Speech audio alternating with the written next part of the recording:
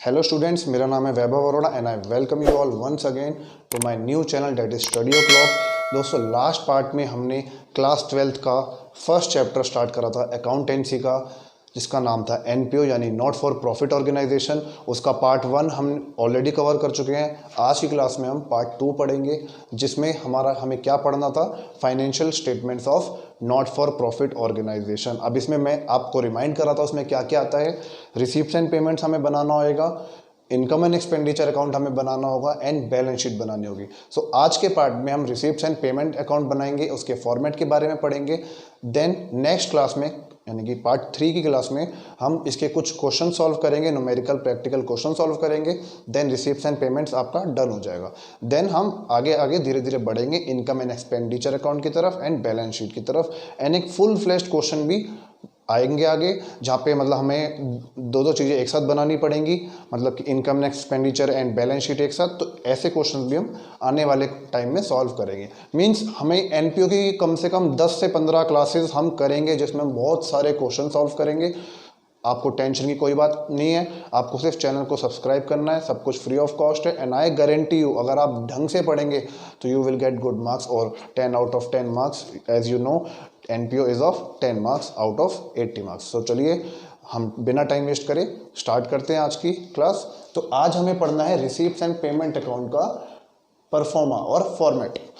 देखिए, मैं आपको लास्ट क्लास में बता चुका हूँ कि receipts and payments account is just like cash account. अब आप बोलेंगे कि भाई कैश अकाउंट क्यों नहीं बना रहे हैं, हम रिसीप्ट्स एंड पेमेंट क्यों बना रहे हैं। सो स्टूडेंट्स देखिए, कैश अकाउंट जो है वो रिसीप्ट्स एंड पेमेंट से पहले ही बनता है, मतलब ये बाद में बनता है, कैश अकाउंट पहले बनता है। अब इसका मतलब क्या है, कैश अकाउंट में डे टू डे एक्टिविटीज़ जो होती हैं वो रिकॉर्ड की जाती हैं। रिसीप्ट्स एंड पेमेंट अकाउंट में ऐसा नहीं होता। ये हम बात करते हैं सिर्फ एनपीओ के केस में, बाकी सारे केसेस में हम कैश अकाउंट ही बनाते हैं। मतलब उसमें day to day activities record होती है एंड वो इससे पहले बनाया जाता है। But receipts and payment account सिर्फ एनपीओ के लिए बनाया जाता है एंड इसमें साल में एक बार बनाया जाता है। ये डे टू डे एक्टिविटीज़ इसमें रिकॉर्ड नहीं होती। अब हम इसके फॉर्मेट की बात करते हैं, आगे बढ़ते हैं। So as you know, debit side ये रियल अकाउंट है, तो debit what comes in, credit what goes out. मतलब डेबिट इन साइड में हम सारी वो इनकम्स रखेंगे जो आई हैं, सारी वो रिसीप्ट्स रखेंगे, फिर चाहे वो करंट ईयर की हो, फिर चाहे वो प्रीवियस ईयर की हो, फिर चाहे वो नेक्स्ट ईयर की हो।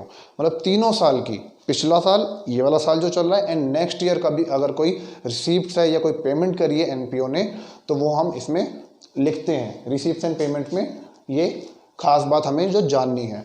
अब हम बात करते हैं इसके डेबिट एंड साइड में। डेबिट साइड में टू बैलेंस बीडी, भाई ओपनिंग बैलेंस आएगा यहाँ पे, cash in and cash at bank, एक ही बात है, ठीक है, ये बैलेंस आ गया। अब subscription, as you know, NPO में जब कुछ सोसाइटी के लिए वर्क करते हैं तो इसके मेंबर्स भी होते हैं। जो लोग इससे जुड़ना चाहते हैं वो उनकी मेंबरशिप फीस होती है, ठीक है। अब वो मेंबरशिप फीस देते हैं, उनसे कहा जाता है कि अगर आप जुड़ना चाहते हैं, आप भी सोसाइटी के लिए कुछ करना चाहते हैं, जैसे कि हम लेट सपोज हम एग्जांपल ले लेते हैं यहाँ पे एनपीओ, एक ऐसा एनपीओ जो कि अनाथ बच्चों की मदद करता है, तो उनके लिए कुछ करता है, उनके अच्छे के लिए कुछ करता है, उनके रहन सहन के लिए करता है। तो अब उसके लिए हमें मेंबर्स चाहिए। मेंबर्स, कई लोग ऐसे सोसाइटी में जो करना चाहते हैं, तो उनको कुछ फीस देनी पड़ती है, जिसको हम बोलते हैं सब्सक्रिप्शन। अब कुछ लोग ऐसे होते हैं जो कि पिछले साल का नहीं दे पाते। अब ये क्वार्टरली भी हो सकती है, मंथली भी हो सकती है एंड ईयरली भी हो सकती है। तो इसमें हम अभी बात कर रहे हैं ईयरली बेसिस पे परफॉर्मा में। तो अब मान लीजिए कि कोई प्रीवियस ईयर की किसी मेंबर की सब्सक्रिप्शन फ़ी रह गई, तो वो भी यहाँ पर आ जाएगी। कोई इस साल दे रहा है तो करंट ईयर की भी आ गई। और कोई लोग होते हैं कि एडवांस में दे देते हैं, मतलब कि नेक्स्ट ईयर की भी मुझसे अभी ही ले लो, तो नेक्स्ट ईयर की भी यहाँ आ गई। अब जनरल डोनेशंस की बात करते हैं। कई लोग यहाँ पे डोनेशंस आती हैं एनपीओ को कई लोगों से।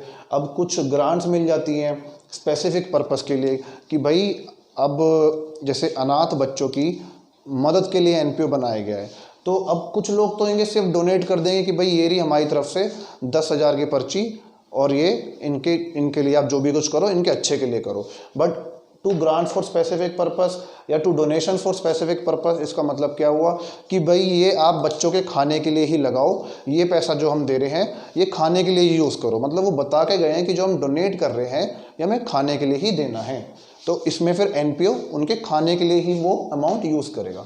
अब to entrance fee, admission fee, जैसा कि मैंने आपको लास्ट पार्ट में भी बताया था, एंट्रेंस फी क्या हो गया, जब भी कोई मेंबर, भाई जो मेंबर रहना चाहता है, इसके साथ जुड़ना चाहता है, तो उनको सब्सक्रिप्शन फी देनी पड़ती है एनुअली, क्वार्टरली और मंथली।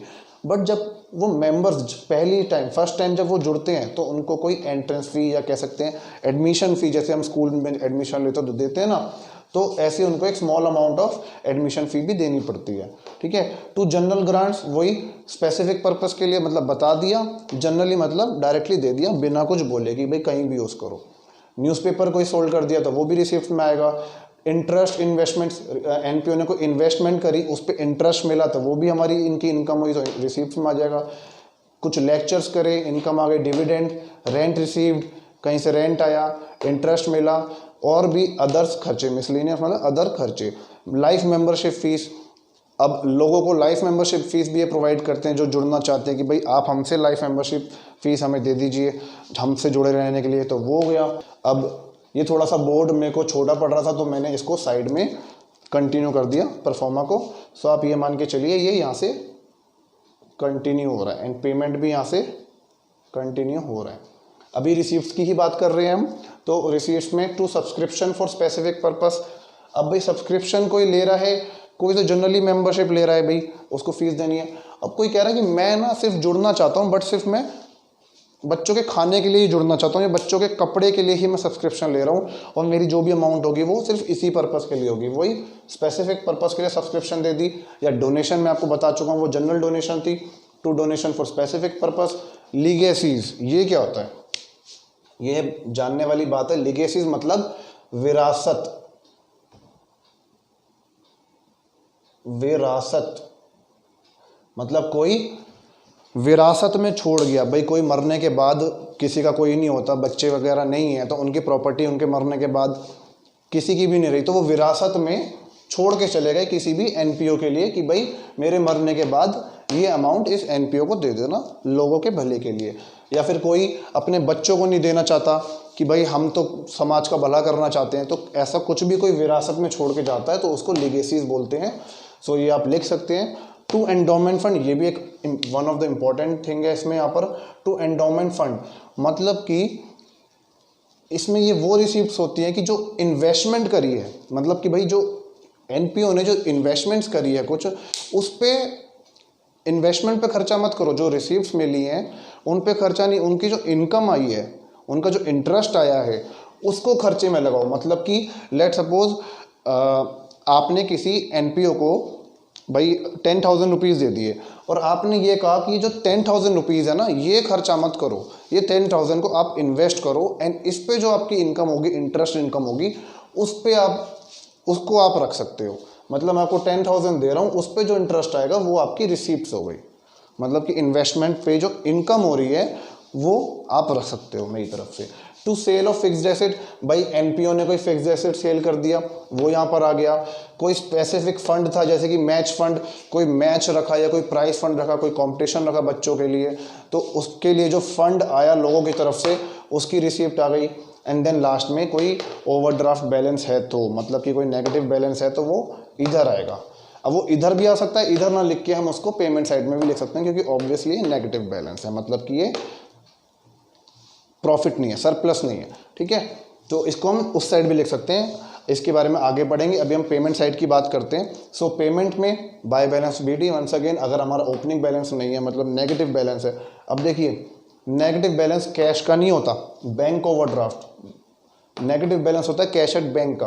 तो अगर कैश एट बैंक का नेगेटिव बैलेंस है तो वो कहाँ चला जाएगा, हमारा बैंक ओवरड्राफ्ट में चला जाएगा। मतलब ओपनिंग बैलेंस यहाँ ना आके पेमेंट साइड में लिख सकते हैं हम। ठीक है, सैलरीज दी है, जो लोग काम कर रहे हैं एनपीओ में उनको सैलरीज दे दी, रेंट दे दिया, पोस्टेज एक्सपेंसेस हो गए, एडवर्टीजमेंट एक्सपेंसेस हो गए, न्यूज़पेपर मैगजीन्स का खर्चा हो गया, रिपेयर्स का खर्चा हो गया, ऑडिट फ़ी। ऑडिट फ़ी क्या होती है, जो सीए को खर्चा जाता है, चार्टर्ड अकाउंटेंट को खर्चा जाता है।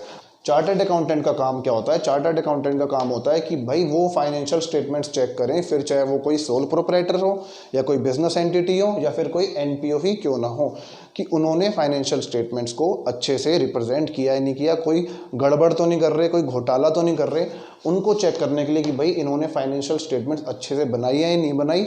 ऑडिट फ़ी देनी पड़ती है। ऑडिट का खर्चा देना पड़ता है किसको? चार्टर्ड अकाउंटेंट को। चार्टर्ड अकाउंटेंट को ये खर्चा जाता है। ये चार्टर्ड अकाउंटेंट ही इनके ऑथराइज्ड होते हैं, और कोई नहीं करता। चार्टर्ड अकाउंटेंट ही इनकी फाइनेंशियल स्टेटमेंट्स को चेक करते हैं, बट उनकी फीस जाती है जो कि इनके पेमेंट्स में आती है। कोई मेंटेनेंस का खर्चा हो गया, इंश्योरेंस का खर्चा हो गया, बाय सेक्रेटरी ऑनरेरियम और बाय ऑनरेरियम। ऑनरेरियम होता है मान सम्मान का खर्चा, मतलब कि जैसे कोई गेस्ट आए, कोई बड़े गेस्ट आए, कोई गवर्नमेंट की तरफ से कोई आया, या कोई स्पेशल गेस्ट आया, किसी फंक्शन में आया, तो उनको उनकी खातिरदारी का खर्चा जो होता है, खाने पीने का खर्चा, कुछ उनके लिए कुछ गिफ्ट्स विफ्ट्स का खर्चा, मतलब उनके मान सम्मान का खर्चा, उनकी खातिरदारी का खर्चा को बोलते हैं ऑनरेरियम। ऐसी सेक्रेटरी जो हुआ एनपीओ का, उसका खातिरदारी का खर्चा, और ऑनरेरियम मतलब जनरल खातिरदारी का खर्चा जो हमारा लगा लोगों के लिए, गेस्ट के लिए, गेस्ट के मान सम्मान के लिए। म्युनिसिपल टैक्स आपको समझ में आ गया, जो गवर्नमेंट को टैक्स देना पड़ता है ऑब्वियसली। बाय प्राइस डिस्ट्रीब्यूटेड, भाई कोई फंक्शन वगैरह करवाया है तो उसमें प्राइस भी डिस्ट्रीब्यूट करे होंगे बच्चों को, तो बाय प्राइस डिस्ट्रीब्यूटेड मतलब कोई पेमेंट है, प्राइस जो दिया है बच्चों को, तो वो खर्चा। ऑफिस के खर्चे, कोई शो कराया तो उसका खर्चा। अब आप इधर आ जाइए, बाय मिसलिनियस पेमेंट्स मतलब अदर खर्चे। By purchase of fixed asset, अब देखिए ये आप कहेंगे कि भाई ये तो एक कैपिटल एक्सपेंडिचर है। भाई हमने जो है फिक्स्ड एसेट खरीदा है, मतलब कि हमने फर्नीचर खरीदा है, ये तो कायदे से बैलेंस शीट में आता है। कोई भी कैपिटल एक्सपेंडिचर हमारा बैलेंस शीट में आता है, तो ये यहाँ पे क्या कर रहा है? तो मैं आपको बता दूं, रिसीप्ट्स एंड पेमेंट में रेवेन्यू एक्सपेंडिचर भी आएंगे एंड कैपिटल एक्सपेंडिचर भी आएंगे। उसी हिसाब से रेवेन्यू रिसीप्ट्स भी आएंगी एंड कैपिटल रिसीप्ट्स भी आएंगी। सिर्फ और सिर्फ क्या नहीं आएगा, ये बात मैं आपको फिर से बोल रहा हूँ, रिपीट ध्यान से सुनिएगा। सिर्फ और सिर्फ क्या नहीं आएगा? Non cash receipts and non cash expenses. ऐसा क्या हो सकता है जो नॉन कैश है? डेप्रिसिएशन। डेप्रिसिएशन एक नॉन कैश एक्सपेंस है, इसको हम कैश में नहीं डिनोट कर सकते। और प्रोविजन एक नॉन कैश एक्सपेंस हो गया। तो ये सारे हमारे रिसीप्ट्स एंड पेमेंट में नहीं आ सकते। हम आगे बढ़ते हैं। कोई स्पोर्ट्स इक्विपमेंट्स खरीदे हैं, इन्वेस्टमेंट्स करी हैं, बुक्स खरीदी हैं, लोन की रीपेमेंट करी है, बिल्डिंग खरीदी है, और अदर पेमेंट्स भी हो सकती है। मैं ये नहीं कह रहा हूँ कि पेमेंट सिर्फ सारी ये ही हैं या रिसीप्ट सारी ये ही हैं। 100 तरीके की रिसीप्ट्स हो सकती हैं, 200 तरीके की रिसीप्ट्स, मतलब बहुत रिसीप्ट्स हो सकती हैं, बट सारी इसमें क्यों नहीं लिखी है? क्योंकि ये जनरली जो मेन है वो है। अब रिसीप्ट जब हम आगे क्वेश्चन करेंगे, कोई ऐसी रिसीप्ट भी आ सकती है जो इसमें नहीं है, बट हमें देखना है कि जो भी कुछ रिसीप्ट्स एंड पेमेंट्स में जो भी कुछ रिसीप्ट्स मिल रहा है वो डेबिट साइड, जो जा रहा है वो क्रेडिट साइड। सिर्फ और सिर्फ हमें क्या नहीं रखना? हमें नॉन कैश रिसीप्ट्स और नॉन कैश एक्सपेंसेस नहीं रखने। इसके अलावा जितना भी कैश के आइटम है, आने वाले जाने वाले, सब इसमें हम इंक्लूड करेंगे। अब क्लोजिंग बैलेंस अगर कोई है, क्लोजिंग बैलेंस होगा ही। Cash in and cash at bank, but अगर कैश एट बैंक मतलब अगेन हमारा जो है डेफिसिट आया है, मतलब कि हमारा जो है बैंक बैलेंस नेगेटिव आया है, तो हम इधर ना लिख के हम इसको इधर भी लिख सकते हैं। अब चाहे तुम इधर लिख लो नेगेटिव में, या फिर तुम इधर बैंक ओवरड्राफ्ट करके लिख लो, टू बैलेंस बीट बैंक ओवरड्राफ्ट करके लिख लो, एक ही बात है। तो आई होप आपको ये पूरा फॉर्मेट समझ में आया होगा।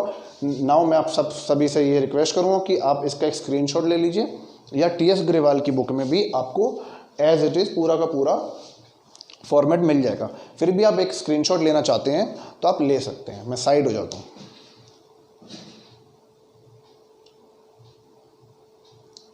सो आई होप आप सभी ने अभी तक इसका स्क्रीनशॉट ले लिया होगा। सो फ्रेंड्स, ये था पार्ट 2 में जो हमने पढ़ा आज, रिसीप्ट्स एंड पेमेंट्स, उसका फॉर्मेट कैसे बनाया जाता है। नेक्स्ट पार्ट में यानी कि पार्ट 3 में हम कुछ क्वेश्चन सॉल्व करेंगे, कुछ न्यूमेरिकल प्रॉब्लम सॉल्व करेंगे रिसीप्ट्स एंड पेमेंट की, एंड देन ये टॉपिक क्लोज हो जाएगा। एंड आपको बहुत खुशी होगी जब आप मेरे साथ साथ क्वेश्चन सॉल्व करेंगे एंड वो आसानी से सॉल्व होते जाएंगे। सो मिलते हैं नेक्स्ट वीडियो में, तब तक के लिए जय Hind, thank you. I'm an icon, man. And my girl about a 10. I should fuck her in a Benz.